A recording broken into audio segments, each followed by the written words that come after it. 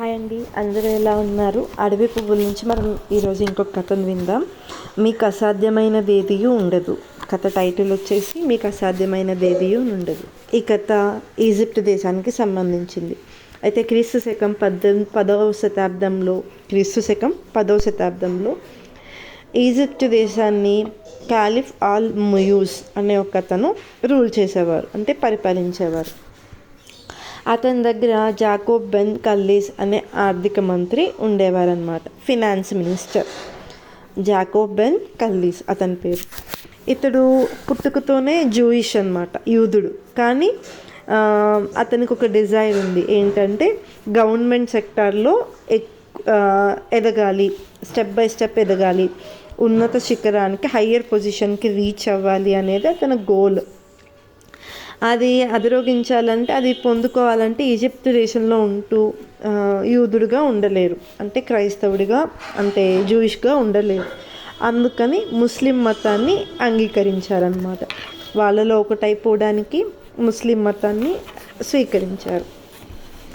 అది స్వీకరించడంతో పాటు అతడు క్రైస్తవ మతాన్ని చాలా ద్వేషించేవాడు అనమాట. అసలు క్రైస్తవం అంటేనే తప్పుడు మతం అని పట్టకుండా కూర్చున్నాడు. దాన్ని తప్ప నిరూపించాలని డిసైడ్ చేసుకున్నాడు. అయితే క్రైస్తవులతో వేదాంత పోటీ నిర్వహించి వారు ఎవరి మతం గొప్పదో తేల్చాలని క్యాలిఫ్ దగ్గర పర్మిషన్ తీసుకున్నాడు. నేను ఎట్లన్నా ప్రూవ్ చేస్తాను, వాళ్ళతో ఒక పోటీ పెట్టండి, వాళ్ళని డిఫరెంట్ క్వశ్చన్స్ అడిగి ఎవరి మతం గొప్పదో తేల్చేస్తాను నేను అని చెప్పి క్యాలిఫ్కి చెప్పాడు. చెప్పినప్పుడు క్యాలిఫ్ దాన్ని యాక్సెప్ట్ చేసి ఓకే ప్రొసీడ్ అని చెప్పారు. సో క్రైస్తవుల తరపునేమో ఒక గొప్ప వేదాంత పండితుడైన ముకాఫా అనే బిషప్ గారు పాల్గొన్నారు ఆ పోటీలో. ఇటువైపు నుంచేమో జాకోబ్ బెన్ కల్లీస్ గారు పార్టిసిపేట్ చేశారు. వీళ్ళిద్దరూ డిబేట్ చేసుకున్నారనమాట, క్వశ్చన్స్ వేసుకున్నారు. సో బిషప్ గారి యొక్క ఆత్మీయ జ్ఞానం ముందు జాకోబ్ నిలవలేకపోయాడు. అతను ఏ క్వశ్చన్ అడిగినా దానికి బిషప్ గారు చాలా క్లియర్గా ఆన్సర్ చెప్పారనమాట. మళ్ళీ కౌంటర్ క్వశ్చన్ లేనంతగా చెప్పారు ఆన్సర్. సో ఇప్పుడు ఈ ఓటమి, ఇక్కడ ఫెయిల్ అయిపోయాడు కదా, ఈ ఓటమికి ఇంకా కోపం వచ్చేసింది జాకోబ్కి. దాన్ని అస్సలు సహించలేకపోయాడు, తట్టుకోలేకపోయాడు. ఎలాగైనా క్రైస్తవ్యాన్ని ఈజిప్ట్ నుండి తుడిచివేయాలని కంకణం కట్టుకున్నాడు, డిసైడ్ చేసేసుకున్నాడు, స్ట్రాంగ్ డెసిషన్ తీసేసుకున్నాడు. అయితే ఒకడే ఏం చేశాడంటే, క్యాలిఫ్ గారి దగ్గరికి వచ్చి, రాజా, యేసుప్రభు తన శిష్యులతో ఒక విషయం చెప్పారు కదా, అదేంటంటే మీకు ఆవగింజంత విశ్వాసం ఉండిన ఎడల ఈ కొండను చూసి ఇక్కడ నుండి అక్కడికి పొమ్మనగానే అది పోతుందని చెప్పారు కదా, మీకు అసాధ్యమైనది ఏది ఉండదని చెప్పారు కదా. ఒకవేళ క్రైస్తవ్యమే నిజమైందైతే, సరి అయిందైతే కైరో నగరానికి వెలుపలనున్న అల్ ముకట్టం అనే పర్వతాన్ని కదిలించమనండి. అదొక పెద్ద పర్వతం అనమాట, ఫేమస్ మౌంటైన్ అక్కడ. అల్ ముకట్టం అని దాని పేరు, కైరో నగరంలో ఉంది. దాన్ని కదిలించమని చెప్పి క్యాలిఫ్ గారి దగ్గర సవాల్ వేశాడనమాట. వాళ్ళు నిజంగా కరెక్ట్ అయితే, వాళ్ళు ట్రూ క్రిస్టియన్స్ అయితే, అసలు క్రైస్ట్ అనేది నిజమైతే దీన్ని మూవ్ చేయమనండి. వాళ్ళు వేసే చెప్పాడు కదా, ఆవగింజంత విశ్వాసం ఉంటే చాలు, మస్టర్డ్ సీడ్ అంత విశ్వాసం ఉంటే చాలు, ఒక కొండని ఇక్కడి నుంచి అటు వెళ్ళమంటే వెళ్తుందని. సో ఇది చేయమని చెప్పండి అని చెప్పి రెచ్చగొట్టాడు. ఖాలిఫ్ గారు అతని మాటల్ని నమ్మి ఈజిప్ట్లో ఉన్న క్రైస్తవ మత పెద్దలను అందరినీ పిలిపించి వాళ్ళ దగ్గర 3 షరతులు పెట్టాడనమాట. 3 కండిషన్స్ పెట్టాడు, 3 అంశాలు పెట్టాడు. ఏంటంటే, మీరు పర్వతాన్నైనా కదిలించాలి, లేదా ఈజిప్ట్లోని క్రైస్తవులందరూ ఇస్లాంలోనికి మారిపోవాలి, లేదా క్రైస్తవులందరూ వాళ్ళ ఆస్తిపాస్తులను అన్నింటినీ విడిచిపెట్టి ఈజిప్ట్ను వదిలి వేరెక్కడికైనా వెళ్ళిపోవాలి. ఫస్ట్ వాళ్ళు వాళ్ళ విశ్వాసంతో ఆ పర్వతాన్ని కదిలించాలి. సెకండ్ ఏంటంటే, ఇది అవ్వలేదనుకోండి అందరూ ఇస్లాంని యాక్సెప్ట్ చేయాలి. అది అవ్వలేదనుకోండి వాళ్ళు ఈజిప్ట్ని వదిలేసి వాళ్ళ సంపాదించుకున్న ఆస్తి అంతా వదిలిపెట్టేసి వాళ్ళు వెళ్ళిపోవాలి, ఎక్కడికైనా వెళ్ళిపోవాలి. అయితే ఆ మత పెద్దల్లో చాలామందిని పిలిచారు కదా, వాళ్ళలో ఒక పెద్ద మత పెద్ద అయిన ఎఫ్రాయిం అనే ఒక మత పెద్ద ఉన్నారు. ఆయన ఏమన్నారంటే, మాకు 3 days టైం ఇవ్వండి, మేము 3 days టైంలో మీరు అడిగిన 3 కండిషన్స్లో ఏదో ఒక దానికి మేము రెస్పాండ్ అవుతామని చెప్పి క్యాలిఫ్ ఖాన్ని రిక్వెస్ట్ చేశారు. అప్పుడు క్యాలిఫ్ ఖాన్ దాన్ని యాక్సెప్ట్ చేశారు. ఓకే, 3 days అంటే 3 days అని చెప్పారు. అయితే ఎఫ్రాయిం గారు ఏం చెప్పారంటే, ప్రతి చర్చ్లో ప్రేయర్స్ చేయించండి, మనకి చాలా పెద్ద సమస్య వచ్చింది, మన భక్తిని మన విశ్వాసాన్ని కాపాడుకోవడానికి ఇది ఒక పెద్ద అగ్ని పరీక్ష, మనం దీన్ని ఎట్లన్నా నెగ్గాలి, ఏం చేయాలో మనకి తెలీదు, మనం మనకున్న ఒకే ఒక్క అవకాశం, ఒకే ఒక్క ఆదరణ ఏంటంటే మన తండ్రిని వేడుకోవడమే, ఆయన ఏం సమాధానం చెప్తే అది చేద్దామని చెప్పి అంతా ప్రకటించారనమాట, క్రైస్తవులందరి మధ్య ప్రకటించారు. సో దేశంలోని క్రైస్తవులందరూ వాళ్ళ సంఘాన్ని నిలబెట్టాలని పట్టుదలగా ప్రార్థన చేస్తూ ఉన్నారనమాట. ఎఫ్రాయిం గారు కోరిన ప్రకారం వారంతా 3 పగళ్ళు 3 రాత్రులు 3 days టైం అడిగారు కదా, ఈ 3 days డే అండ్ నైట్ ఎడతెగకుండా అంటే నాన్ స్టాప్గా పట్టుదలగా చాలా డెడికేటెడ్గా ప్రేయర్ చేశారు. అయితే ఏం రాలేదు. థర్డ్ డే వచ్చేసరికి ఇంకా ఎఫ్రాయిం గారికి టెన్షన్ స్టార్ట్ అయిందనమాట. ఇంకా మనకి ఏం ఆన్సర్ రాలేదు, ఎలా అని చెప్పి ఆయనకి టెన్షన్ స్టార్ట్ అయింది. అప్పుడు ఏం చేశారంటే, చర్చ్కి వెళ్ళి తమల్ని కాపాడమని ప్రభువుని వేడుకుందామని చెప్పి చర్చ్కి వెళ్ళి ప్రభు దగ్గర వేడుకున్నారనమాట. అప్పుడు ఆయనకు ఒక దర్శనం వచ్చింది. ఆ దర్శనం ఏమంటే, సిమియోన్ అనే చర్మకారుని ద్వారా ప్రభు ఆ పర్వతాన్ని కదిలించబోచున్నాడు. సిమియోన్ అనే ఒక చర్మకారుడు ఉన్నాడనమాట.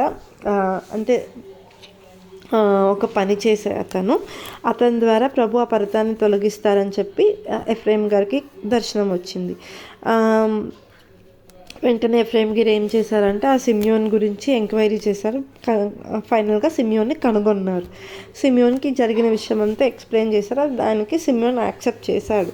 సో 4వ దినంన ఎఫ్రాయిం గారు ఏం చేశారంటే, కాలిఫ్ దగ్గరికి వెళ్ళి ప్రభు పర్వతాన్ని కదిలించబోచున్నాడని చెప్పారు. ఇప్పుడు అందరూ కైరో నగరానికి వెళ్ళారనమాట.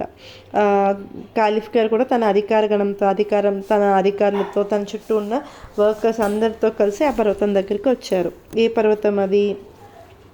ఇక్కడ మనం చదువుకున్నాం కదా, అంటే ఇక్కడ చెప్పుకున్నాం కదా, అల్ ముకట్టం అనే పర్వతం దగ్గరికి అందరూ గ్యాదర్ అయ్యారు. అయితే ఎఫ్రాయిము, సిమియోన్ను ఇంకా కొంతమంది మత పెద్దలను, క్రైస్తవులను కూడా ఆ పర్వతం దగ్గరికి వచ్చారు. సిమియోన్ నాయకత్వంలో వాళ్ళంతా మోకరించారనమాట. తలలు వంచి ప్రభువా మమ్మల్ని కరుణించమని గట్టిగా మొర్ర పెట్టుకున్నారు, దేవునికి గోజాడుకున్నారనమాట. ఆ సమయంలో ఏమైందంటే, భూమి మొత్తం కంపించింది. ఎర్త్ క్వేక్ వచ్చినప్పుడు ఎలా కంపిస్తుందో అలా కంపించింది. పర్వతం యొక్క అడుగు భాగంలో ఉన్న శిలలు పగలడం ప్రారంభించాయి. ఆ పర్వతానికి అడుగు భాగంలో కొన్ని శిలలు ఉన్నాయన్నమాట. అవన్నీ బ్రేక్ అయిపోవడం, పగిలిపోవడం స్టార్ట్ అయ్యాయి. క్రైస్తవులంతా వాళ్ళ తలల్ని ఎత్తగా పర్వతం ఏవో అదృశ్య హస్తములు పట్టుకున్నట్టు వాళ్ళు ఇలా పైకెత్తగానే పర్వతం కూడా పైకి లేచేదన్నమాట. వాళ్ళు తల దించితే కిందకి ఉండేది పర్వతం, వాళ్ళు మళ్ళీ పైకెత్తితే పైకి ఉండేది. అది ఎంత పైకి లేచిందంటే, దాని కింద నుండి ఆ సన్ రేస్ దాని కింద నుండి బయటకు వచ్చేసినాయి అంట. ఆ పర్వతం కింద నుండి అవతల వైపుకు ఈజీగా ట్రాన్స్ఫర్ అయిపోయినాయి. మళ్ళీ వాళ్ళ తలలను వంచి దేవునికి మహిమపరచుండగా పర్వతం కిందకు దిగిపోయింది. వాళ్ళు మళ్ళా ఎత్తగానే మళ్ళా పైకి లేచింది. ఇలా జరుగుతూ ఉంది. ఈ విధంగా 3 సార్లు జరగగా కాలిఫ్ మరియు అతని అధిపతులు చాలా భయపడిపోయారనమాట. ఎఫ్రాయిం గారి దగ్గరకు వచ్చి, దయచేసి దీన్ని ఆప్ చేయండి, యేసు ప్రభువే నిజమైన దేవుడని ఒప్పుకుంటున్నాను అని బ్రతిమాలారనమాట. ఇంకా చాలండి, మాకు అర్థమైంది, యేసయ్యే నిజమైన దేవుడని మేము యాక్సెప్ట్ చేస్తున్నాము, ఇంకా దీన్ని ఆపించేయండి అని చెప్పి రిక్వెస్ట్ చేశారు. సో దీని పర్యవసానంగా ఈజిప్ట్లో క్రైస్తవ్యం అనేది స్ట్రాంగ్ అయింది, నిలబడింది. క్రైస్తవుల విశ్వాసం, అందరి విశ్వాసం బలపడింది. చాలామంది క్రీస్తుని యాక్సెప్ట్ చేశారనమాట. చివరికి కాలిఫ్ కూడా యేసయ్యని తన సొంత రక్షకునిగా అంగీకరించారు. తన రాజ్యాన్ని తన కుమారునికి ఇచ్చేసి ఆయన క్రైస్తవ్యాన్ని స్వీకరించి తన శేష జీవితాంతరకు మిగిలిన లైఫ్ని అంతటిని క్రైస్తవ చర్చ్లో గడిపేసినట్లుగా హిస్టరీ చెప్తుందనమాట. ఇంకా ఆయన డెడికేట్ చేసేసుకున్నారు తన లైఫ్ని జీసస్కి. సో ఇది ఎవరి వల్ల సాధ్యమైంది? మన శక్తి చేత, వాళ్ళ శక్తి చేత, వాళ్ళ బలం చేత కాదు కదా. మనందరికీ ఈ పాట జ్ఞాపకమే కదా. శక్తి చేత కాదనెను, బలముతో నిది కాదనెను, నా ఆత్మ ద్వారా దీని చేతునని యెహోవా సెలవిచ్చెను. నా ఆత్మ ద్వారా దీని చేతునని యెహోవా సెలవిచ్చెను. ఓ గొప్ప పర్వతమా, జెరుబ్బాబెలు నడ్డగింపను, ఎంత మాత్రపు ధాన్యవు నీవైనా చదును భూమిగా మారెదవు. ఎంత మాత్రపు దానవు నీవైనా చదును భూమిగా మారెదవు. ఓ ఇశ్రాయేలు విను, నీ భాగ్యమెంత గొప్పది. యెహోవా రక్షించిన నిన్ను బోలిన వారెవరు? యెహోవా రక్షించిన నిన్ను బోలిన వారెవరు? శక్తి చేత కాదనెను, బలముతో నిది కాదనెను. మనం ఇది జెరుబ్బాబెలుకి యెహోషువకి దేవుడి బలాన్ని ఇవ్వడం చూస్తాం కదా. ఇలా బలపరచడం ఎప్పుడైతే దేవుని యొక్క మందిరాన్ని కట్టడానికి వాళ్ళు పనికి పూనుకున్నారో వాళ్ళకి దేవుడి ఈ వాగ్దానం ఇచ్చి బలపరిచారు. సో వాళ్ళు విశ్వాసంతో, దేవుని మీద నమ్మకంతో ఈ పనిని ముందుకి జరిగించడం కూడా మనం చూస్తాము. అది మనం పాత నిబంధన గ్రంథంలో చూస్తాము. అయితే మత్తయి సువార్తలో యేసుప్రభు గారు మనం తీసుకున్న ముఖ్య వాక్యం అంటే ఇక్కడ వాళ్ళు చెప్పిన దాని ప్రకారం ఆవగింజంత విశ్వాసం నీలో ఉంటే ఇక్కడ నుండి పర్వతం అక్కడికి వెళ్ళమంటే వెళ్తుంది. అది మనం మత్తయి సువార్త 17వ అధ్యాయంలో చూసుకున్నట్లయితే కనుక 17వ అధ్యాయం మనకి గుర్తున్నట్లయితే రూపాంతరం కొండ అంటే యేసయ్య రూపాంతరం పొందుతారు. మోషే ఏలియా యేసయ్యకి ప్రత్యక్షమవుతారు కదా. ఏలియాకొకటియు మోషేకొకటియు నీకు ఇష్టమైతే నీకొకటియు మోషేకొకటియు ఏలియాకొకటియు పర్ణశాల కడతామని శిష్యులు చెప్తారు కదా. అది రూపాంతరం కొండ. ఆ రూపాంతరపు దర్శనం పూర్తయ్యాక వీళ్ళంతా కిందకి దిగి వస్తుంటే అక్కడ యేసయ్యతో పాటు ఎవరున్నారు? పేతురు గారు ఉన్నారు, యోహాను గారు ఉన్నారు, యాకోబు గారు ఉన్నారు. మిగతా శిష్యులంతా కిందే ఉన్నారు కదా. వాళ్ళ పర్వతం కింద దిగి వస్తుండగా ఈ మిగతా శిష్యులు, కింద ఉన్న శిష్యులు ఏం చేస్తున్నారు? ఈ శిష్యుల దగ్గరికి ఒక బాబుని తీసుకురావడం అయ్యిందనమాట. ఆ బాబు ఏంటంటే చాలా సంవత్సరాల నుంచి అనారోగ్యంతో బాధపడుతున్నాడు. అయితే చాంద్ర రోగి అయి ఉన్నాడనమాట. ఆ బాబుని తీసుకొచ్చి ఆ శిష్యుల దగ్గరికి హెల్ప్ చేయమని అడిగారు వాళ్ళ పేరెంట్స్. వాళ్ళు చాలా ట్రై చేశారు కానీ ఆ బాబుకి హీల్ అవ్వలేదు. ఇప్పుడు యేసయ్య దిగి వచ్చేస్తుంటే యేసయ్య దగ్గరికి వచ్చి వాళ్ళు అడిగారనమాట, ఏమని? ప్రభువా, నా కుమారుని కరుణింపుము, వాడు చాంద్ర రోగి అయి మిక్కిలి బాధపడుచున్నాడు. ఎలాగనగా అగ్నిలోను నీళ్ళలోనూ తరచుగా పడుచున్నాడు.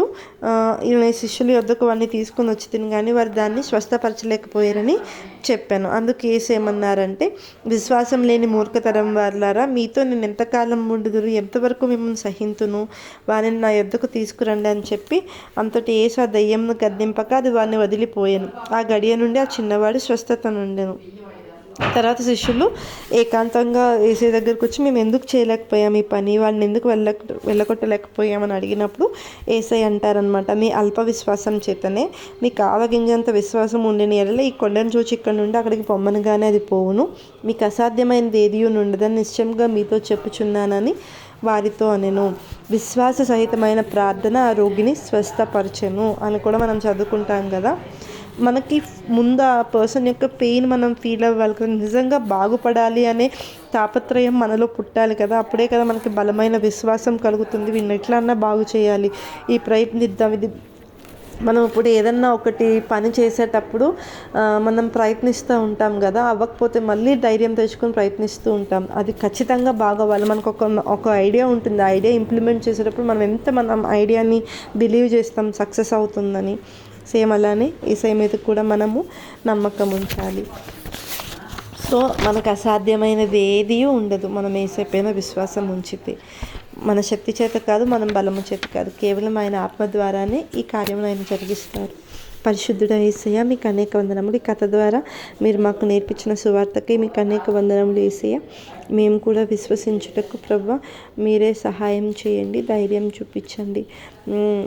ఎలా అయితే ప్రభా తండ్రి ఈజిప్ట్లో క్రైస్తవ్యాన్ని కాపాడడానికి 10వ శతాబ్దంలోని ప్రజలు ఎంతగా అయితే తాపత్రయపడ్డారో, చివరికి విశ్వాసంతో ప్రార్థనతో దాన్ని జయించారో మాకు అది గొప్ప ఉదాహరణ యేసయ్య. మేము కూడా అదే రీతిగా ఉండడానికి సహాయం చేయండి. మీ కృప చూపించండి. మా నోటి నిండా మీ మాటలు పెట్టండి, మా హృదయం నిండా మీ ఆలోచనలు పెట్టండి.